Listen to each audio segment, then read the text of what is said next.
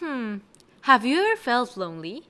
Well, fear no more because physics brings you something that will be with you forever.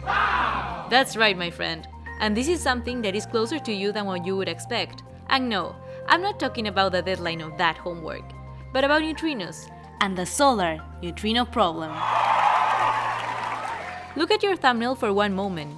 65 millions of neutrinos are passing through it every single second. But wait. What on earth are they? Well, neutrinos are elementary particles.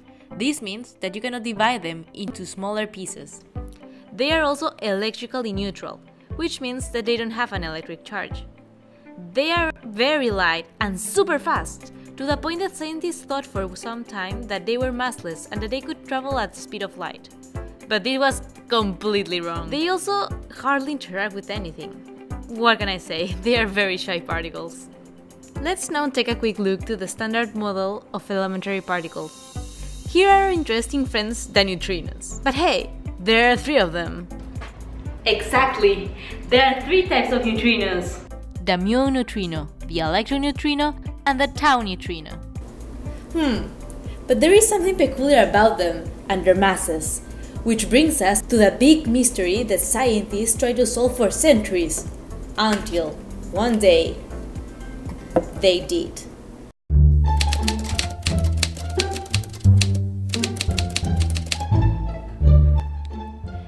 Let's go back to 1964, when scientists were investigating how the sun produces light.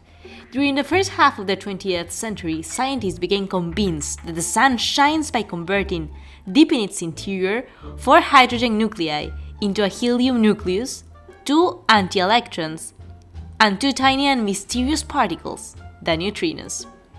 According to this theory, every time the fusion reaction occurs, in order to compensate for the decrease in mass, a lot of energy is released in the sun that ultimately reaches the Earth as sunlight. As we mentioned, there are 3 known types of neutrinos. Nuclear fusion in the sun produces only electron neutrinos.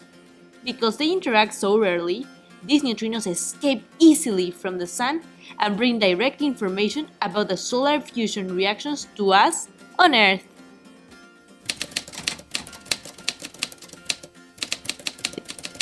However, it wasn't until 1964 that some scientists came up with an experiment to test whether converting hydrogen nuclei to helium nuclei in the sun was indeed the source of sunlight. Using a detailed computer model of the sun, scientists were able to predict the number of electron neutrinos produced in the nuclear fusion in the solar interior. However, when they decided to test this experimentally, oh my god! They realized that there was a big discrepancy between the predicted number of Earth-bound neutrinos produced in the sun and the number of neutrinos that actually reached the Earth. We were missing about 2/3! Where the heck had they gone? And this, ladies and gentlemen, is how the solar neutrino problem was born. So, this should mean that the sun does not shine by converting, deep in its interior, hydrogen into helium, right? Because electrons cannot just simply disappear, right? Wrong.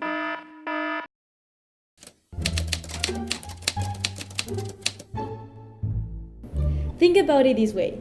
Look at these 2 tuning forks. I have mistuned one of them. Now, let me show you a trick that only waves can do.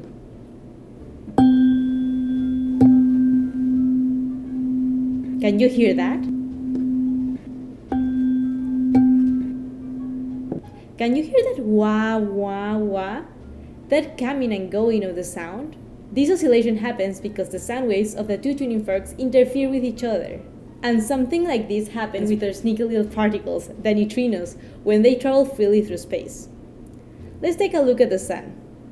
We know that in the sun, electron neutrinos are produced. So that is why scientists measured here on Earth the number of electron neutrinos arriving in a set amount of time. But something strange happened next. To the detector, the neutrinos seemed to disappear and come back again, and disappear and come back again, ultimately giving a big discrepancy between the number of predicted Earth-bound neutrinos produced in the sun and the number of neutrinos detected here on Earth. So, where are our missing neutrinos? Well, they were always there! It was just that they were turning into another flavor of neutrino that the detector could not taste. So, to the detector, they seemed to just disappear, to be coming and going. For neutrinos, the origin of this strange wave-like behavior is a quantum mechanical process called neutrino oscillation. And that, my friends, is what clears up the mystery. So, as we have seen, neutrinos are wonderful yet mysterious particles. Over the course of your lifetime, about 1 trillion of neutrinos will have coursed through your body. So, as long as neutrinos exist, you will never be alone.